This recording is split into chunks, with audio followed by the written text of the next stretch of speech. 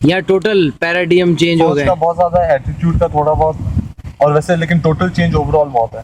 यानी कि इन खुद दो feel होता है। 2 साल में सीखा जेब खाली हो तो कैसे रहते हैं। टांग तो सही कर लो। ठीक है, काम सही है। पार्लर नहीं गए थे क्या? नहीं नहीं, वो सही है। है? नहीं, कॉलर से होके आए थे। अच्छा, पार्लर से होकर आए, शर्म नहीं आती है? नहीं नहीं, है?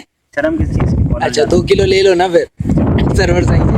किसी अच्छे बंदे से लेने का बोलते भी। अबे सही बेच रहा है वो, इस इलाके का डाउन है सही। तो खैर है, तो कोई ठंडो बात पानी पिया है आपने? नहीं। वो ठंडो ठंडो ठंडो ठंडो ठंडो ठंडो पानी पिया एंड शिकंजी पी। चिकनजी भी है? हाँ, शिकंजी भी पी। अच्छा, तो आप ये बताएं, आप बैठे गए? मैं इस टाइम भाई के साथ कितने फीट ऊंची जगह पे बैठे हैं भाई?